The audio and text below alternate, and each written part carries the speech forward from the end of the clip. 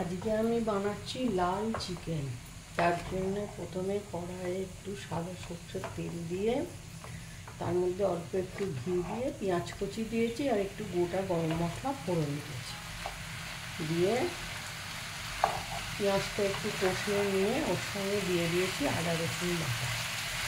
আদা রসুন বাটাটা কষিয়ে ওর মধ্যে এই চিকেনগুলো দিয়ে দিয়েছি। চিকেনটা ম্যারিনেট করা চিকেন, অল্প সামান্য হলুদ, লঙ্কা গুঁড়ো, নুন এই দিয়ে চিকেনটা ম্যারিনেট করা থাকে।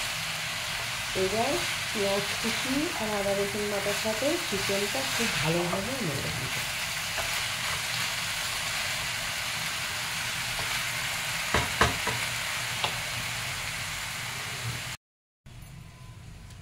কষানো হয়ে গেলে এবার আমি দিয়ে দিচ্ছি একটু টমেটো কুচি।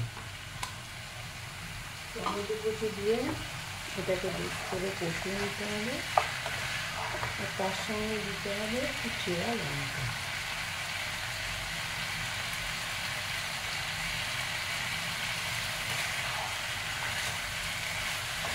এটাকে বেশ করে কষিয়ে নেব।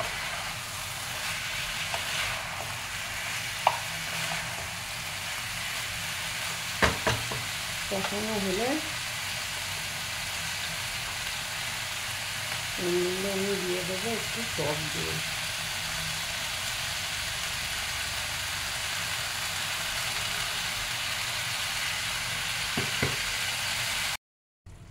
আর আমি দিয়ে দিচ্ছি অল্প সামান্য একটু চিকেন মশলা।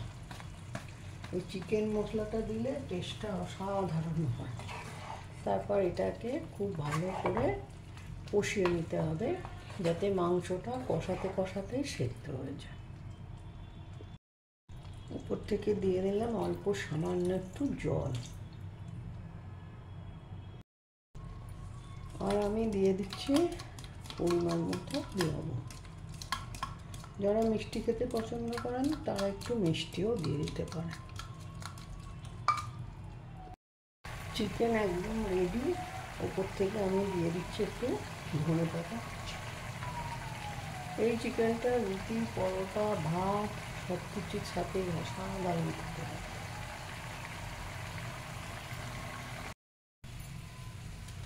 কষানো হয়ে গেলে এবার আমি দিয়ে দিচ্ছি একটু টমেটো কুচি। টমেটো কুচি দিয়ে এটাকে বেশ করে কষিয়ে নিতে হবে। আর তার সঙ্গে দিতে হবে একটু চেরা লঙ্কা।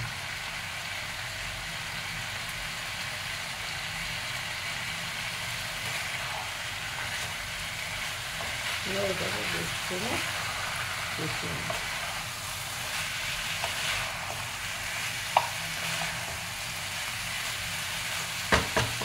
কষানো হলে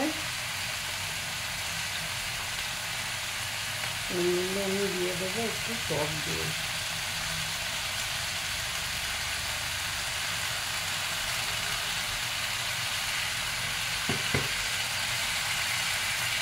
টক দইটা দিয়ে আর একটু কষিয়ে নেব।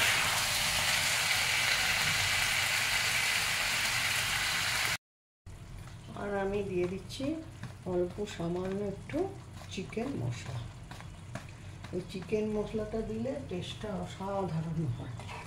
তারপর এটাকে খুব ভালো করে কষিয়ে নিতে হবে যাতে মাংসটা কষাতে কষাতেই সেদ্ধ হয়ে যায়।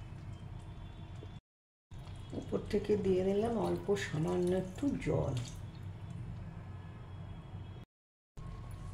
আর আমি দিয়ে দিচ্ছি পরিমাণ মতো লবণ। যারা মিষ্টি খেতে পছন্দ করেন তারা একটু মিষ্টিও দিয়ে দিতে পারেন। চিকেন একদম রেডি। ওপর থেকে আমি দিয়ে দিচ্ছি একটু ধনেপাতা। এই চিকেনটা রুটি, পরোটা, ভাত সব কিছুর সাথে অসাধারণ খেতে হয়।